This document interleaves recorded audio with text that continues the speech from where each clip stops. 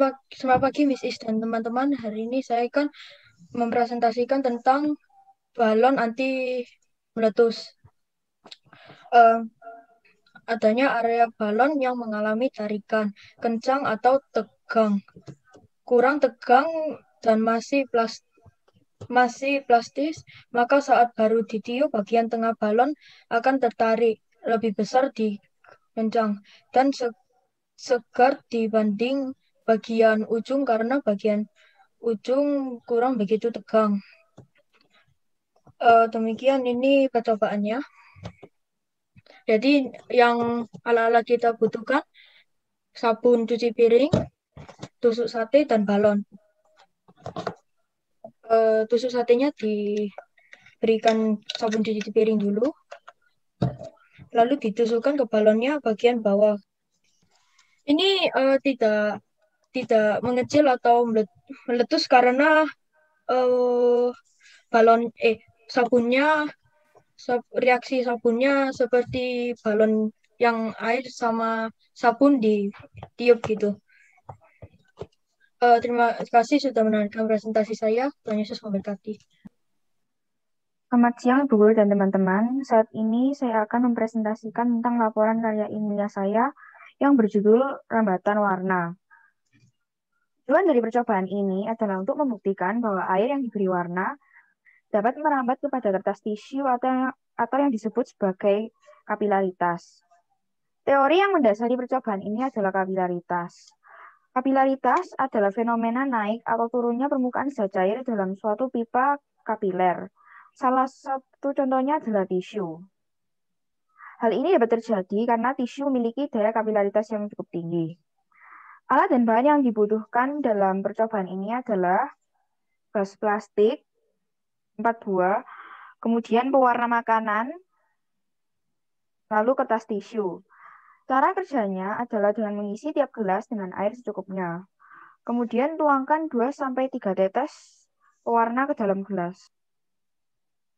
Ketika sudah ditetes, kemudian ambil 2 tisu lalu dilipat, kemudian dimasukkan ke dalam gelas. Dan hasilnya adalah kita dapat melihat bahwa air yang diberi warna dapat merambat melalui tisu karena celah pada tisu bertindak seperti tabung kapiler dan menarik air ke atas. Kesimpulan dari percobaan ini adalah kita dapat mengetahui bahwa tisu memiliki daya kapilaritas yang cukup tinggi. Demikian presentasi saya. Terima kasih atas perhatian Ibu Guru dan teman-teman. Tuhan Yesus memberkati. Selamat siang Ibu Guru dan teman-teman. Hari ini saya akan melakukan eksperimen yang mengenai api membutuhkan oksigen. Tujuan dari eksperimen ini adalah untuk membuktikan bahwa api membutuhkan oksigen untuk nyala. Dan dasar teori dari eksperimen ini adalah api terbentuk karena ada oksigen. Jadi, apabila kadar oksigen semakin besar, maka nyala api akan semakin besar. Alat dan bahan-bahan dari eksperimen ini adalah lilin, korek api, gelas kaca, dan piring kaca. Cara mengerjakan eksperimen ini adalah pertama menaruh lilin di piring kaca, kemudian menyalakan lilin dengan korek api. Kemudian menutup lilin dengan gelas kaca dan menunggu sebentar. Lama-lama api akan mengecil dan mati. Hal ini tersebabkan karena unsur api berhubungan dengan kadar oksigen. Jadi, bila kadar oksigen berkurang, maka api akan berkurang. Dan dari beberapa eksperimen, bila kadar oksigen berkurang dari 12%, maka api tidak akan menyala. Jadi kesimpulan dari eksperimen ini adalah bahwa api membutuhkan oksigen untuk menyala. Dan semakin semakin banyak kadar oksigen, semakin besar api menyala. Terima kasih Guru dan teman-teman sudah mendengarkan presentasi saya. Tuhan Yesus memberkati. Selamat siang teman-teman. Hari ini saya akan mempraktekkan bagaimana berat jenis air mempengaruhi berat jenis benda. Kita tuang air. Mengumpulkan berat. Apa yang terjadi? Tengah tenggelam. Mengumpulkan garam. Tidak ada sumber. Mengumpulkan garam. Apa yang terjadi? Telurnya mengapung. Ini membuktikan bahwa berat jenis air mempengaruhi berat jenis benda. Terima kasih telah melihat gaya penulis sampai tadi. Selamat siang Miss Is dan teman-teman semua. Hari ini saya akan mempresentasikan percobaan karya ilmiah saya yang berjudul Minyak dan Air. Dasar teori dari percobaan saya adalah membedakan massa jenis minyak dan air. Pertama-tama, apa sih massa itu? Massa adalah suatu sifat fisika dari suatu benda yang digunakan untuk menjelaskan berbagai perilaku objek yang terpantau. Dalam kehidupan sehari-hari, massa biasanya disinonimkan dengan berat. Namun, menurut pemahaman ilmiah modern, bahwa berat suatu objek diakibatkan interaksi massa dengan medan gravitasi. Setiap benda serta makhluk hidup selalu memiliki massa jenis yang berbeda-beda. Massa jenis atau densitas atau rapatan adalah pengukuran massa setiap satuan volume benda. Massa jenis rata-rata tiap benda merupakan total massa dibagi dengan total volumenya.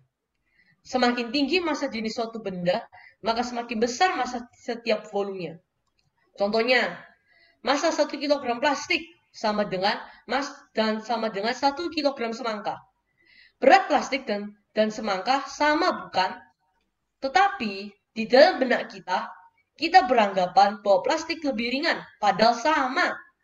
Oleh sebab itu, kita perlu mempelajari massa jenis setiap benda. Sekarang, saya akan mempraktekkan salah satu contohnya dengan minyak dan air. Bahan-bahan yang diperlukan adalah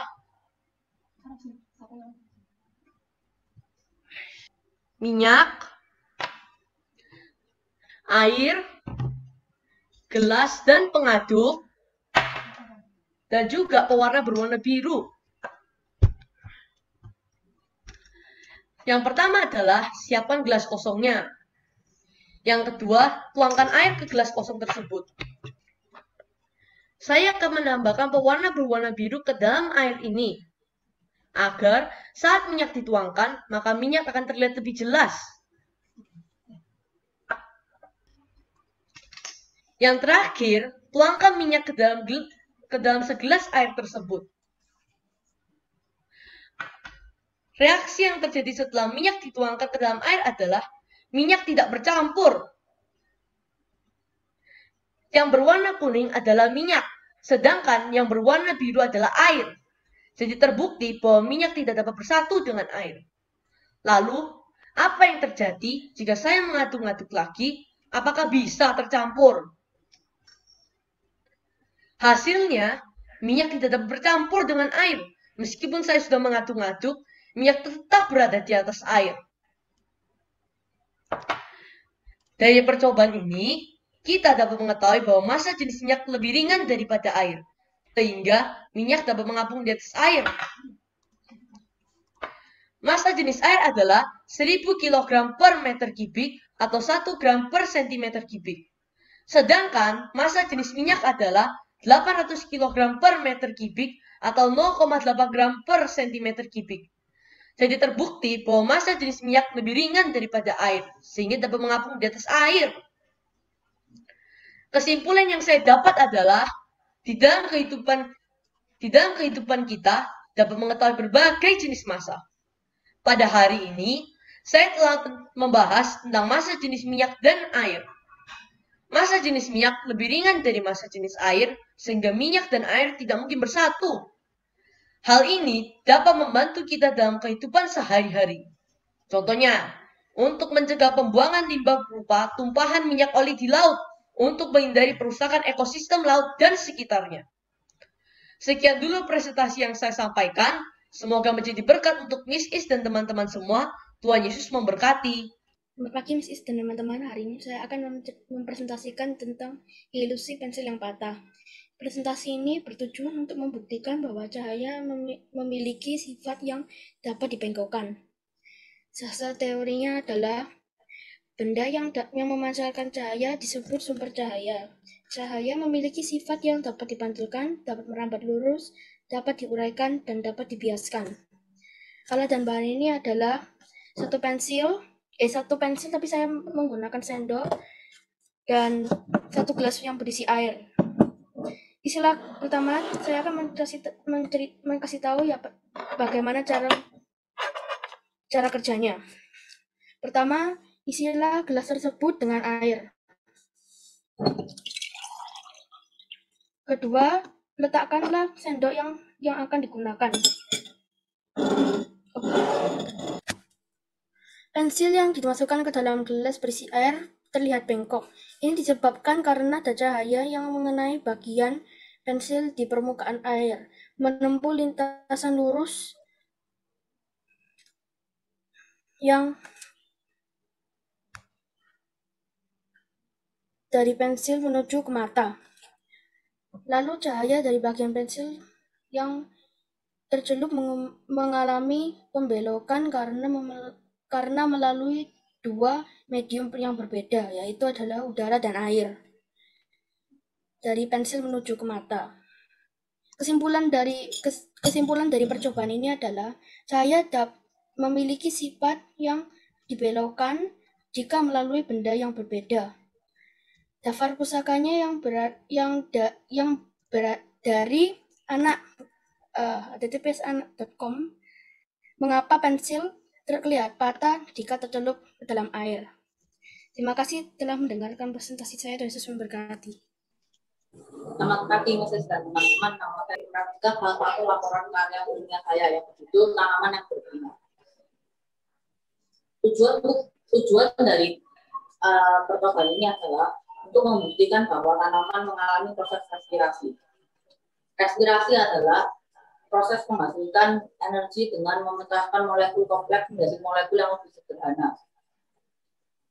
Proses memecahkan molekul kompleks menjadi lebih sederhana. Proses respirasi umumnya memecah molekul gula sederhana menjadi karbon dioksida, uap, air, dan energi. Semua jenis dasar organik melakukan respirasi. Respirasi pada tumbuhan dilakukan pada saat tumbuhan itu ditutup oleh plastik. Alat dan bahan yang kita gunakan adalah plastik dan tanaman di dalam pot kecil. Dan cara pertama, kita siapkan tanaman dan kita tutup dengan plastik. Nah, dan kita harus tunggu plastik tanaman itu tutup dengan sampai 1 jam. Maka pada hasilnya tanaman itu akan mengeluarkan kering air, yaitu keringat tanaman itu. Keringat yang dihasilkan oleh tanaman disebut sebagai transpirasi. Tanaman kehilangan air karena air menguap dari bagian-bagian tumbuhan yang besar di atas tanah. Dan kesimpulannya adalah semua makhluk hidup dapat bernapas, termasuk tumbuhan yang juga tidak bernapas, maka tanaman itu akan berubah warna. Terima kasih telah mendengarkan presentasi saya. Tuhan Yesus memberkati. Selamat siang, bisnis dan teman-teman. Hari ini saya akan melakukan eksperimen laporan. Untuk melakukan eksperimen laporan, bahan yang kita butuhkan adalah gelas kosong, sendok, pewarna makanan, air, minyak, dan tablet obat saja. Pertama, kita masukkan air secukupnya ke dalam gelasnya.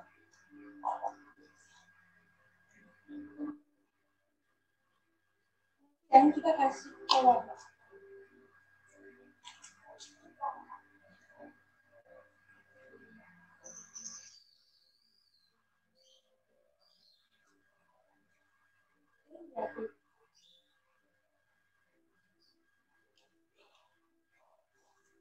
Setelah itu, kita masukkan minyaknya.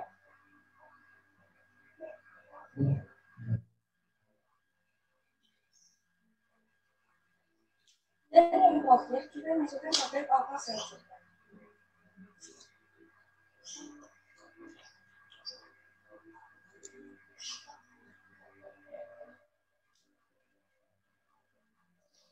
tunggu sebentar dan reaksinya akan terjadi. Kelihatan kan Miss nih? Tujuan dan kesimpulan dari eksperimen ini adalah yang pertama, air bening tidak dapat bercampur. Dan yang kedua, jika model AKSLC ini saya masukkan, itu akan membuat gelembung karbon dioksida di dalam air yang membuat air itu naik dan turun. Saat air itu berada di permukaan, karbon dioksida itu berlepas, maka air itu kembali turun ke bawah. Percobaan ini dapat kita lakukan terus-menerus tergantung banyak tablet yang dimasukkan. Dan jika tablet itu habis, maka reaksinya akan berhenti. Terima kasih telah mendengarkan dan melihat saya melakukan eksperimen ini. Selamat siang, Miss dan teman-teman. Hari ini saya akan mempresentasikan tentang suatu percobaan yang telah saya buat, yang bernama stainless vs plastik. Dasar teori dari percobaan kali ini adalah panas atau kalor adalah energi yang berpindah akibat perbedaan suhu. Benda yang dapat menghasilkan energi panas disebut sumber energi panas. Konduktor adalah benda yang dapat mengantarkan panas dengan baik, dan isolator adalah benda yang tidak dapat mengantarkan panas dengan baik. Alat dan bahan yang diperlukan untuk percobaan kali ini adalah sendok stainless, sendok plastik, gelas berisi air hangat, dan termometer digital. Cara kerja dari percobaan kali ini adalah tuangkanlah air hangat ke dalam gelas sampai penuh, dan masukkan salah satu sendok plastik ke dalam gelas. Tunggu beberapa saat, lalu ukur suhunya. Suhu dari sendok plastik dan suhu dari air di dalam gelas hampir sama, karena plastik merupakan isolator panas yang tidak dapat mengantarkan panas dengan baik. Lalu, lakukanlah hal yang sama dengan sendok stainless.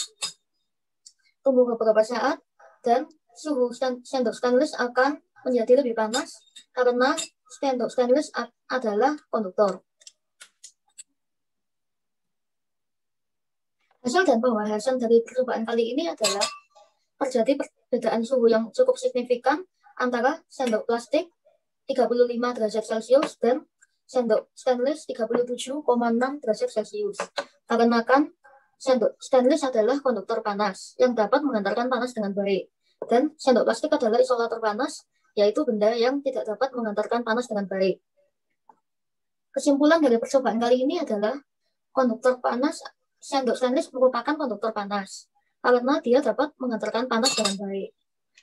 Sedangkan sendok plastik adalah isolator panas karena sendok plastik tidak dapat mengantarkan panas dengan baik. Daftar pustaka dari percobaan kali ini adalah dari Wikipedia, yaitu artikel tentang panas, dan salah satu YouTube. Terima kasih telah mendengarkan presentasi saya. Tuhan Yesus memberkati. Selamat siang Ibu Guru dan teman-teman. Nama mempresentasikan percobaan saya yang berjudul telur kenyal. Tujuan saya membuat percobaan ini adalah membuktikan pengaruh cuka dapat merusak kalsium pada cangkang telur. Dasar teori dari percobaan ini adalah kulit telur unggas terbuat dari bahan kalsium karbonat, sementara cuka berbahan asam asetat. Reaksi yang terjadi antara kedua bahan tersebut menghasilkan kalsium asetat yang lembek, air, dan karbon dioksida. Sekarang mari kita coba. Alat dan bahan yang diperlukan adalah cuka 100-200 ml, 1 telur ayam mentah, mangkok plastik. Pertama-tama, kita tuangkan cuka perlahan-lahan ke dalam mangkok plastik hingga setengah bagian mangkok plastik.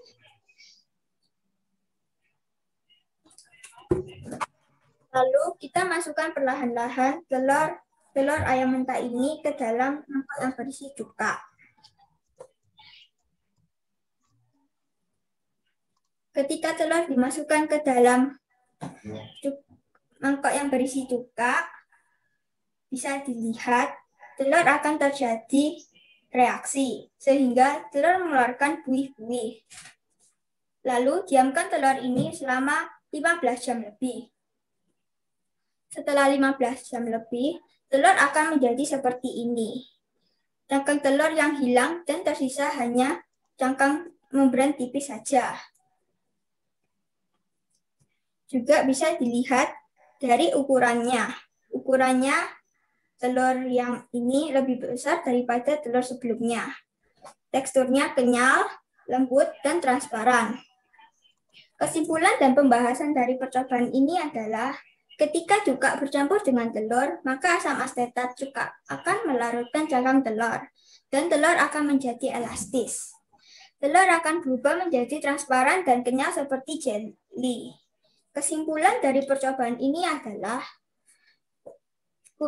kulit telur unggas terbuat dari bahan kalsium karbonat, sementara cuka berbahan asam asetat. Reaksi yang terjadi antara kedua bahan tersebut menghasilkan kalsium. Demikian presentasi saya. Terima kasih sudah mendengarkan. Tuhan Yesus memberkati. Selamat siang, Miss Is dan teman-teman. Hari ini saya akan mempresentasikan tentang percobaan yang akan saya lakukan yang berjudul air pelangi. Tujuan saya membuat percobaan ini adalah supaya bisa melihat berat massa masing-masing larutannya. Dasar teorinya adalah massa adalah ukuran jumlah materi dalam suatu benda. Berat adalah ukuran jumlah gaya pada massa karena percepatan akibat gerak gravitasi. Alat dan bahan yang perlu kita siapkan adalah 1 gelas kosong, madu yang sudah diberi pewarna merah, sabun cuci piring, air yang berwarna biru, dan minyak. Cara kerjanya adalah langkah pertama kita tuangkan madu.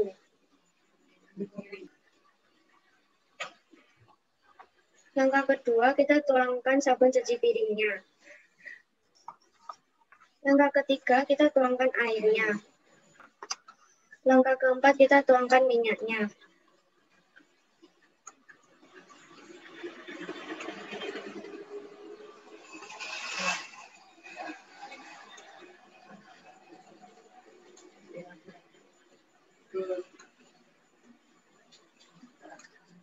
Air pelanginya sudah jadi. Kesimpulan yang bisa kita ambil dari percobaan ini adalah kita bisa melihat berat massa masing-masing larutannya. Terima kasih atas perhatiannya, Tuhan Yesus memberkati. Ini saya akan melakukan eksperimen tentang telur mengapung dan telur tenggelam. Tujuan dari percobaan ini adalah untuk mengetahui kemungkinan yang terjadi jika sebuah benda dimasukkan ke dalam cair yang berbeda-beda. Dasar teori eksperimen ini adalah telur mengapung karena massa jenis telur lebih kecil daripada massa jenis air, dan telur akan tenggelam jika massa jenis telur lebih besar daripada massa jenis air. Bahan-bahan yang kita butuhkan adalah 2 gelas bening, 1 gelas air, lalu 2 butir telur, 6 sendok makan garam, dan 1 sendok untuk mengaduk. Pertama, kita tuangkan air pada masing-masing gelas. Di sini saya sudah menuangkan air pada masing-masing gelas dengan ukuran setengah gelas. Setelah itu kita masukkan garam 6 sendok makan ke dalam salah satu gelasnya. Setelah itu kita aduk garam dalam gelas ini dan biarkan gelas satunya tidak diisi garam. Langkah yang selanjutnya kita masukkan telur pada masing-masing gelas. Dan yang terjadi adalah telur di gelas yang tidak diisi apa-apa menjadi tenggelam, dan telur yang diisi pada gelas yang diisi garam menjadi terapung. Hasil dan pembahasan dari eksperimen ini adalah dalam percobaan yang dilakukan, telur yang dimasukkan ke dalam air garam nampak mengapung, sementara telur yang dimasukkan ke dalam air biasa nampak tenggelam. Hal ini dikarenakan air yang diberi garam lebih besar massa jenisnya daripada air biasa. Semakin besar massa jenis cairan, maka akan semakin mudah bagi sebuah benda untuk mengapung di dalamnya. Kesimpulan dari eksperimen ini adalah telur mengapung karena massa jenis telur lebih kecil daripada massa jenis zat air, dan telur tenggelam karena massa jenis telur lebih besar daripada air biasa. Terima kasih telah melihat dan mendengarkan eksperimen saya. Tuhan Yesus memberkati. Selamat siang, Miss dan teman-teman. Jadi saya mau melakukan eksperimen yang disebut air gravitasi. Yang tujuannya untuk membuktikan bahwa air tekanan udara di dalam gelas lebih kecil dari tekanan udara di luar gelas. Dan dasar teorinya adalah, dan terutama saya akan menjelaskan arti tekanan udara, yaitu sebuah tenaga yang menggunakan massa partikel udara yang menekan dengan searah gravitasi bumi. Dan ini juga memberikan tekanan udara yang terdiri dari tekanan udara di gelas. Dan alat dan bahan yang kita perlu adalah sebuah traktor, gelas, dan pastinya air. Dan cara kerjanya adalah isi gelas yang tak kecilin dulu.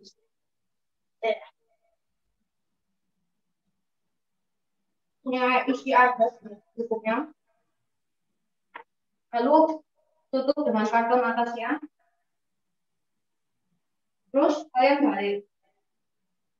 Lalu tangannya dilepas. Dan air tidak akan lupa. Dan hasilnya kan air tidak lupa. Dan pembahasannya adalah karena bahwa tekanan udara yang dalam gelas kecil dan tekanan gelas. Dan kesimpulannya juga tekanan udara di dalam gelas kecil dan tekanan udara di bawah gelas. Terima kasih atas perhatiannya. Yesus memberkati. Hari ini saya akan mempresentasikan eksperimen yang berjudul es panas. Tujuan dari eksperimen ini adalah untuk dapat menunjukkan bahwa es dapat menjadi panas. Dasar teorinya adalah bahwa natrium aset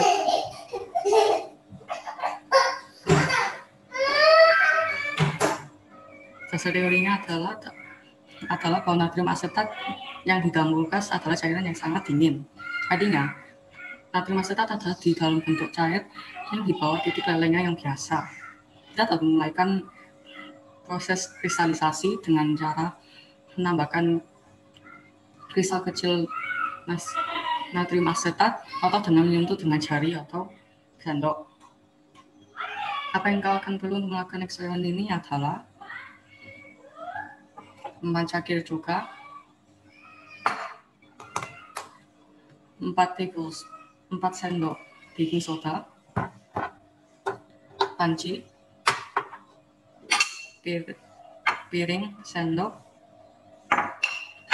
dan gelas yang dapat menahan panas. Cara kerja melakukan eksperimen ini adalah mengukurlah 4 cangkir gelas cuka dan menuangkannya di dalam panci.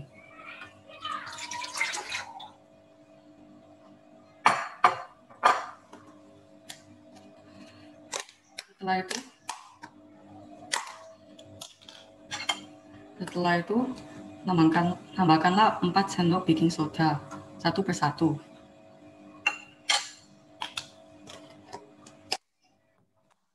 Selanjutnya, aduklah campuran sampai semua baking soda berhenti mendesis. Kemudian, perlahan-lahan merebus larutan di atas api sedang selama lebih dari 1 jam untuk menghilangkan air ekstra. Selanjutnya, tuangkanlah larutan di dalam gelas ukur atau gelas mason jar dan menahannya di dalam kulkas hingga dingin. Dan di dalam panci akan ada kristal-kristal yang muncul. Itu perlu digigis dan ditaruh di piring untuk dipakai nanti. Setelah 30-40 menit di dalam kulkas, larutan cukup dingin untuk berubah menjadi es, seperti ini. Ambillah piring gelas dan naruhlah bubuk kecil tadi yang dapat dari panci dan naruh di piring. Setelah itu, hati-hati ambil larutan yang dari kulkas. Setelah itu, hati-hatilah menuangkan larutan di atas kristal. Saat menaruh larutan di atas kristal akan mulai bikin seperti tower kecil. Jika seperti es, jika memegang, esnya akan merasa panas. Jangan worry jika tidak berhasil, karena saya juga gagal. Saya juga lihat banyak orang lain yang juga gagal, jadi tidak perlu khawatir. Hasil dari eksperimen ini adalah natrium asetat dingin banget sehingga dapat membuat kristal-kristal. Kesimpulannya adalah natrium asetat adalah larutan yang sangat dingin. Terima kasih telah mendengarkan presentasi saya, dan Yesus memberkati. Selamat siang Ibu Guru dan teman-teman. Hari ini saya akan mempresentasikan sebuah eksperimen yang berjudul udara yang memuai. Tujuan eksperimen ini adalah untuk membuktikan bahwa udara akan memuai jika dipanaskan. Pertama, saya akan menjelaskan dasar teori kita. Pemuaian adalah pembesaran ukuran benda karena kenaikan suhu. Jika zat dipanaskan, molekul-molekul dalam zat tersebut bergetar lebih cepat dan amplitudo getaran lebih besar. Maka jarak antara molekul pun menjadi lebih panjang dan terjadi pemuaian. Benda-benda yang kita menggunakan untuk eksperimen ini adalah satu buah botol, satu buah balon, air panas secukupnya, dan air es secukupnya. Pertama, kita menaruhkan balon ke mulut botol. Saya sudah melakukan. Sekarang kita akan menaruh botol di dalam air panas. Perhatikan apa yang terjadi.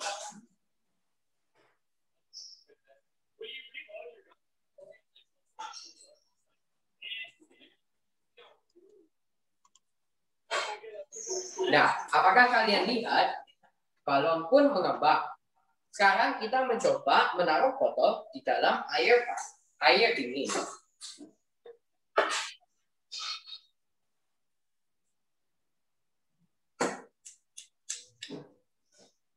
Nah, apakah kalian lihat balon pun pelan-pelan mengentis? Nah, teman-teman, kita telah lihat bahwa jika botol ditaruh di dalam air panas, balon akan mengembang. Tetapi jika botol ditaruh di dalam air dingin, balon pun mengentis. Ini karena, ya, seperti saya telah menjelaskan di dasar teori kami, Papa Mama masuk. Maaf. Seperti saya telah jelaskan di dalam dasar teori, ini terjadi karena molekul-molekul dalam udara pun bergetar lebih cepat dan amplitudo getaran lebih tinggi. Maka terjadi pemuaian. Kesimpulan kita adalah, ya, udara akan memuai jika dipanaskan. Terima kasih untuk perhatiannya. Tuhan Yesus memberkati. Selamat siang, Mrs. Liana dan teman-teman. Nah, hari ini saya akan mengadakan percobaan yang berjudul mengamati perubahan energi, yaitu spiral yang bisa bergerak-gerak di atas lilin. Nah, tujuannya dari percobaan ini adalah mengamati perubahan energi dari spiral yang bisa bergerak-gerak di atas lilin yang menyala. Dasar teorinya adalah spiral ini bisa bergerak-gerak di atas lilin. Nah, sekarang mari kita buktikan. Alat dan bahannya adalah ada lilin, ada korek api juga, ada kertas HVS putih, ada pensil,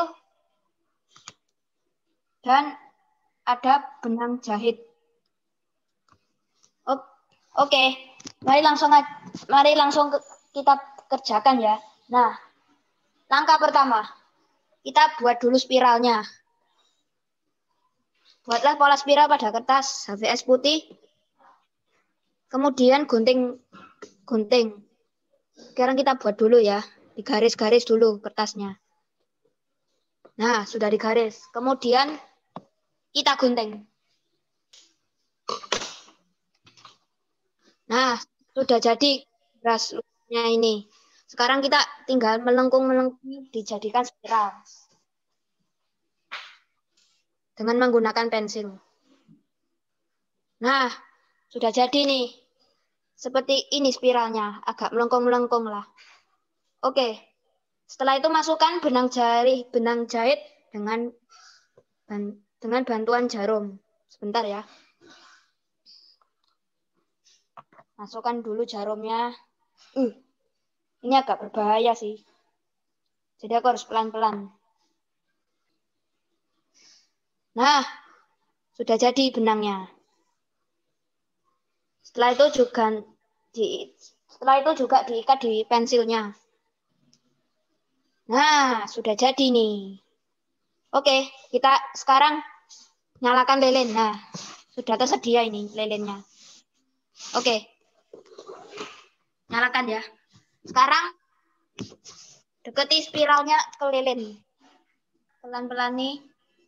Tunggu berapa detik. Setelah itu spiral ini agak bergerak-gerak.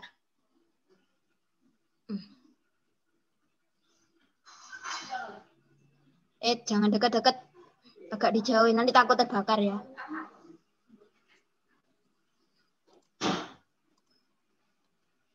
Nah, ini mulai gerak ini. Ini mulai bergerak sedikit ya. Nah, ini mulai bergerak.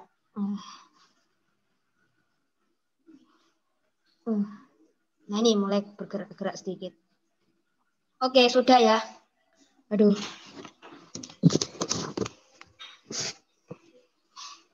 Nah, dari percobaan di atas saya dapat bisa mempelajari karena adanya perubahan energi spiral ini dari energi panas ke energi gerak. Kalian bisa mencobanya dengan bantuan orang tua kalian supaya bisa mengamati yang saya contohkan barusan tadi. Nah, kesimpulan yang saya dapatkan adalah dari percobaan di atas, saya dapat mempelajari tentang adanya perubahan energi dari energi panas ke energi gerak. Seperti kertas yang berbentuk spiral tadi akan bisa bergerak-gerak di atas lilin yang menyala. Oke, demikian percobaan saya. Terima kasih. Selamat pagi Bapak Ibu Guru dan teman-teman. Saya mau mempresentasikan perpindahan listrik statis ke energi magnet. Jadi tujuannya untuk mengetahui percobaan listrik ke energi magnet. Dasar teorinya adalah jika ada benda yang sama, contohnya jika ada benda negatif dengan negatif, maka tidak akan saling menolak. Jika ada benda yang positif dan negatif, maka akan saling tarik-menarik. Alat dan bahannya adalah balon dan kertas. Cara kerjanya adalah nomor 1, caranya balon dipompa, 2 balon digosok-gosokkan, lalu digosok-gosokkan dan ditaruh di atas kertas. Akan terangkat karena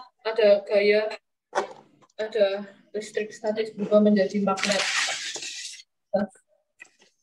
Hasil dan pembahasannya adalah energi magnet dapat dihasilkan dengan cara menggesek balon pada rambut. Pada saat digosokkan ke rambut yang kering, energi listrik statis yang berdiam pada balon berubah menjadi energi magnet sehingga membuat kertas tertarik pada balon. Demikian saya Yesus memberkati. Selamat siang, Ibu Guru dan teman-teman. Hari ini saya akan mempresentasikan tentang pelaporan ilmiah saya yang berjudul sifat hidrofobik. Tujuannya adalah untuk mengetahui apakah cocoa powder bisa larut dalam susu atau air, atau apakah cocoa powder bahan hidrofobik. Dasar teorinya adalah sifat hidrofobik adalah sejenis bahan yang benci dengan air, sehingga tidak bisa larut kecuali dicampur. Alat dan bahan yang diperlukan adalah cocoa powder, susu atau air, sendok, dan tusuk gigi. Cara kerjanya adalah tuangkan cocoa powder dalam sendok. Sekarang akan memasukkan cocoa powder dalam sendok. Setelah itu, permisi Michelle, apakah bisa diarahkan ke percobaannya? Setelah itu, ambil tusuk gigi. Dan cocoa powder langsung menjadi kering lagi. Dan semua susunya keluar dari cocoa powder. Hasil dan pembahasannya adalah saat cocoa powder dipegang pakai apapun, di sini saya memakai tusuk gigi, semua susu keluar dari cocoa powder dan cocoa powdernya langsung kering. Hal ini disebabkan karena cocoa powder memiliki sifat yang hidrofobik yang hanya bisa terlarut dalam susu kecuali dicampur. Terima kasih telah mendengarkan presentasi karya ilmiah saya. Yesus memberkati. Hari ini saya akan mempresentasikan laporan karya ilmiah saya yang berjudul Ublak. Tujuan dari karya ilmiah ini adalah untuk mengetahui sifat benda fluida non-Newtonian berupa ublak untuk mengetahui berdasarkan tekanan yang dihasilkan. Dasar teorinya adalah ublak dapat berubah menjadi benda padat dan benda cair berdasarkan tekanan yang diberikan karena adanya teori fluida non-Newtonian. Alat dan bahannya ada mangkok, tepung maizena atau tepung jagung, dan air. Cara kerjanya pertama kita tuangkan beberapa tepung maizena, beberapa sendok tepung maizena. Kemudian tambahkan secukupnya air. Semakin banyak tepung maizena akan semakin keras ubleknya. Kemudian hasilnya ublek akan menjadi seperti ini.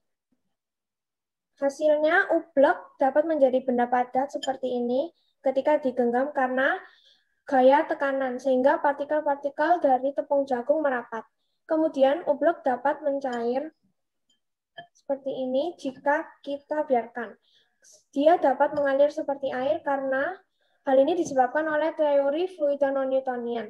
Semua fluida memiliki viskositas. Biasanya viskositas dipengaruhi oleh suhu. Tetapi viskositas ublek dipengaruhi oleh tekanan yang dihasilkan. Kesimpulannya, ublek dapat menjadi benda padat dan benda cair berdasarkan hasil tekanan yang kita berikan karena adanya teori fluida non-Newtonian. Daftar pusakanya diambil dari Science Pop, pembahasan mengenai ublek. Demikian presentasi saya. Semoga kita dapat mempelajari satu hal dari hasil karya ilmiah ini. Tuhan Yesus memberkati. Selamat pagi Bu Guru dan teman-teman. Hari ini saya akan presentasikan tentang percobaan yang berjudul plastik ajaib. Tujuan dari percobaan ini adalah supaya mengetahui apa itu zat polimer. Alat dan bahan dalam percobaan ini adalah plastik klip, pensil, dan juga air. Cara kerjanya adalah pertama, isi air di plastik. Dan kedua, tusuk plastik ini yang berisi air dengan pensil. Dan karena plastik memiliki zat polimer dan jika ditusuk tidak akan pecah dan plastik itu akan menggeser. Hasilnya adalah plastik itu tidak akan bocor dan air itu tidak akan tumpah. Kesimpulan dari percobaan ini adalah membuktikan bahwa plastik memiliki zat polimer. Terima kasih sudah mendengarkan presentasi saya. Tuhan Yesus memberkati. Selamat siang, Mrs. dan teman-teman. Siang ini saya akan mengeksperimenkan tentang es batu di es garam.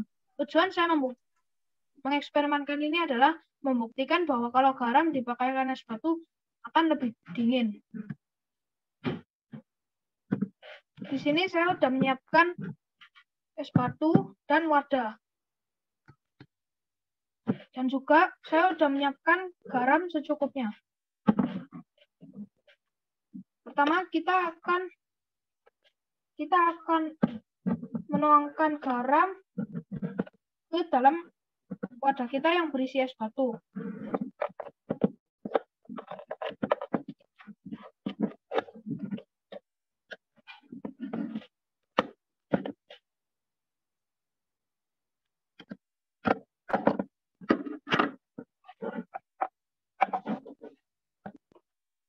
Kita akan menuangkan garam secukupnya.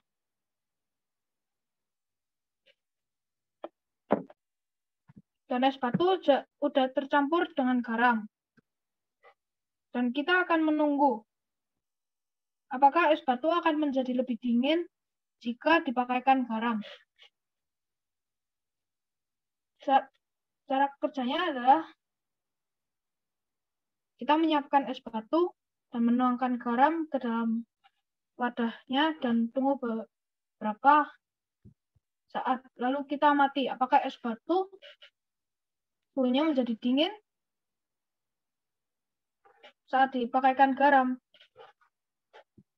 Dan ya, hasilnya es batu lebih menjadi dingin dan lebih membeku. Kesimpulannya yang saya ambil adalah ya, es batu akan menjadi dingin jika dicampurkan dengan garam.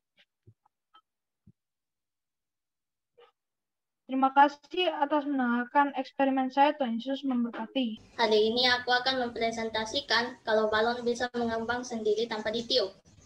Tujuan saya adalah membuat balon mengembang sendiri dan dasar teori saya adalah cuka kalau dicampur soda kue akan membuat karbon dioksida.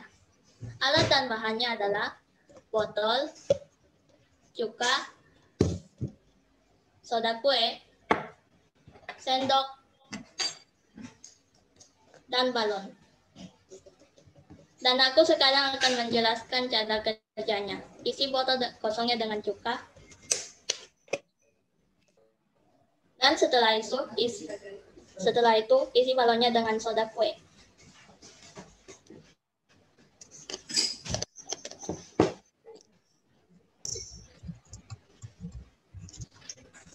Dan taruh balonnya di botol yang berisi cuka.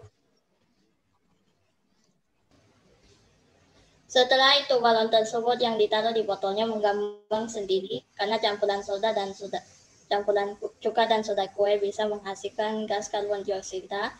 Dan gas karbon dioksida ini akan mendorong oksigen ke atasnya sehingga membuat balon mengambang. Karena ada gas yang mengisi dan membuat permukaan balon yang elastis merenggang.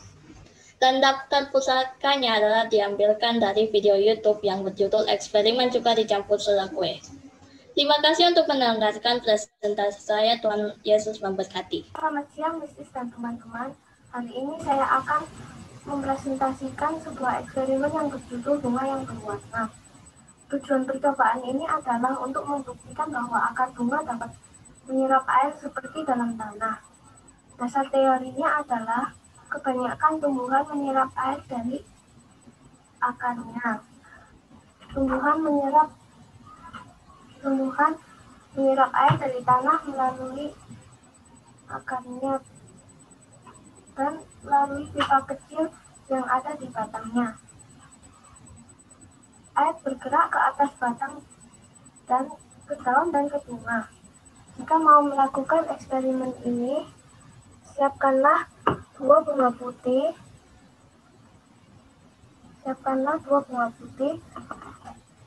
gelas yang berisi air dan berwarna.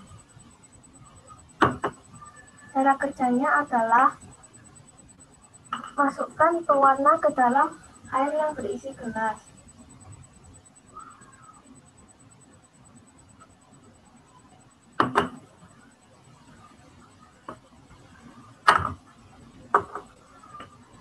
Kemudian masukkan bunga ke dalam gelas.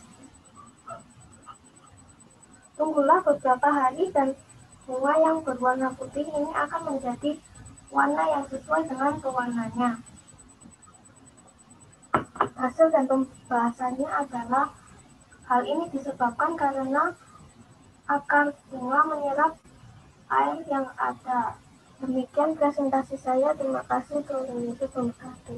Selamat siang, Miss Is dan teman-teman. Hari ini saya akan mempresentasikan tentang karya ilmiah saya yang berjudul hidrometer sederhana. Tujuan dari saya melakukan percobaan ini adalah untuk mengukur massa jenis suatu zat cair. Dasar teori yang mendasari adalah hidrometer adalah alat untuk mengukur massa jenis suatu zat cair dengan cara dimasukkan ke dalam zat cair yang ingin diketahui massa jenisnya. Alat dan bahan yang digunakan adalah sendok, spidol, sedotan, paperclip, garam, gelas, dan minyak. Cara kerjanya adalah, pertama kita mengukur massa jenis air dengan cara menekuk spidol hingga pipi dan dijepit menggunakan paperclip hingga bentuknya seperti ini. Kemudian kita masukkan ke dalam gelas yang sudah berisi 3/4 air.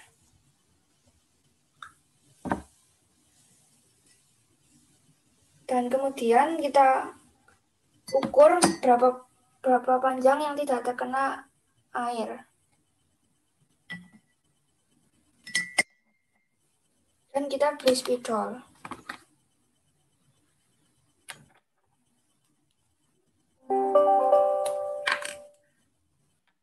Kemudian kita masukkan ke dalam air kembali dan garis itu harus ada pada permukaan air.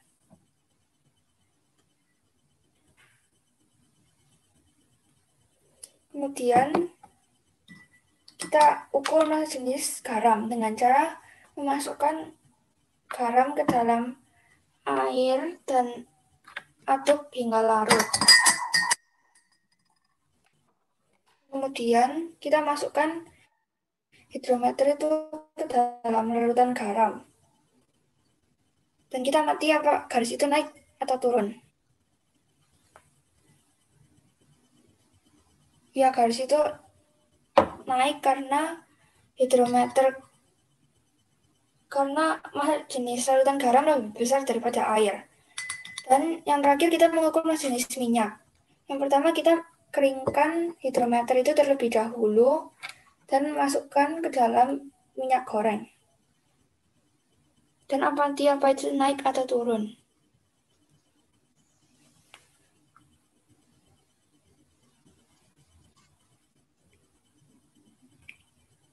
Itu turun karena massa jenis minyak lebih kecil daripada air. Hasil dan pembahasannya adalah garis pada hidrometer bisa naik ketika ada di larutan garam dan bisa turun pada saat di minyak goreng karena massa jenis larutan garam lebih besar daripada minyak goreng. Kesimpulannya adalah massa jenis larutan garam lebih besar daripada minyak goreng. Terima kasih telah mendengarkan. Tuhan Yesus memberkati. Selamat siang, Mrs. dan teman-teman. Ini saya akan melakukan percobaan yang berjudul tekanan hidrostatis. Tujuan percobaan ini adalah membuktikan bahwa semakin besar tekanan, maka semakin keras air yang akan memancar, yang mengakibatkan perbedaan jarak pemancaran dari botol. Dasar teori dari percobaan saya adalah tekanan hidrostatis adalah tekanan yang disebabkan oleh gaya gravitasi yang ada pada zat cair terhadap suatu luas bidang tekan pada kedalaman tertentu. Air dapat memancar dari botol karena terdapat perbedaan tekanan di dalam dan di luar. Jika tidak dapat perbedaan di dalam dan di luar botol, air tidak akan memancar. Alat dan bahan yang dibutuhkan adalah botol plastik 1 buah, air, gunting, penggaris, dan solatip. Langkah-langkah yang dibutuhkan untuk melakukan percobaan ini adalah yang pertama, lubangi botol plastik dengan jarum. Lalu isi botol plastik dengan air. Sebelum itu tutup lubang yang telah dilubangi dengan solatip.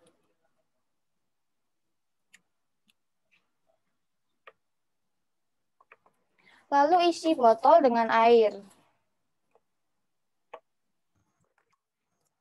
Beri jarak air 3 cm dari tutup botol.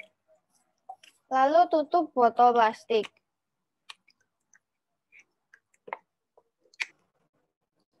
Langkah selanjutnya,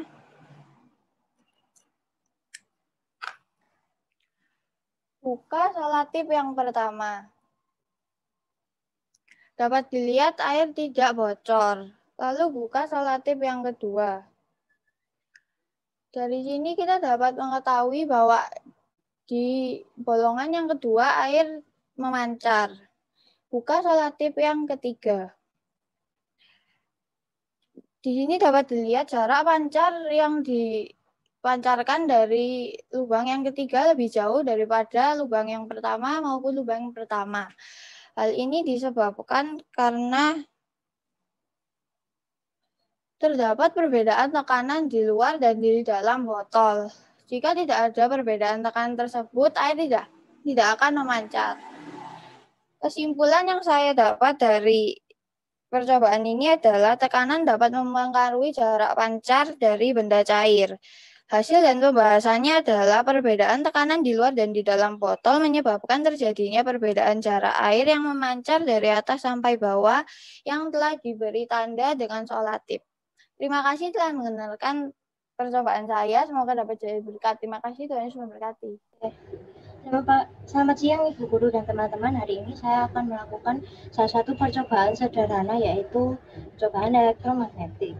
Tujuan saya melakukan percobaan ini adalah mengetahui perpindahan energi kimia dari baterai menjadi magnet. Dasar teori elektromagnetik adalah jenis magnet di mana medan magnet dihasilkan oleh alur listrik. Kabel bisa mengalirkan energi dari baterai dan juga paku yang mengalirkan energi tersebut sehingga klip-klip menempel kepada ujung paku. Bahan-bahan yang harus disiapkan adalah paku, lalu kabel tembaga, lalu baterai, dan juga klip secukupnya. Cara kerjanya adalah siapkan semua bahannya, lalu lilitkan kabel ke paku. Lalu sisakan ujung baterai, kabel, dan lalu tempel ke ujung baterai. Dan ini hasil yang dari bahan-bahan yang sudah dirangkai. Setelah itu kita bisa tempel selotip sehingga ujung kabel dan ujung baterainya tidak lepas. Lalu kita tempelkan ujung pakunya ke ujung klipnya.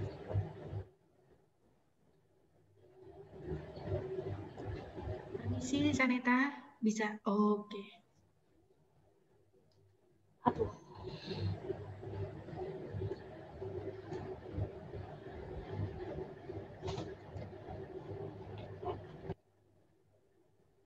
Hasil dan pembahasannya adalah klip-klip menempel kepada paku yang sudah dialiri listrik. Jika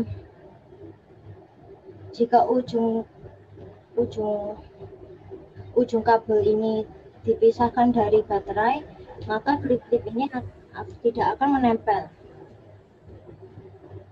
Kesimpulannya adalah bahwa percobaan elektromagnetik ini adalah salah satu cara menarik logam dengan menggunakan sifat-sifat magnet. Terima kasih sudah mendengarkan presentasi ini. Tuhan memberkati.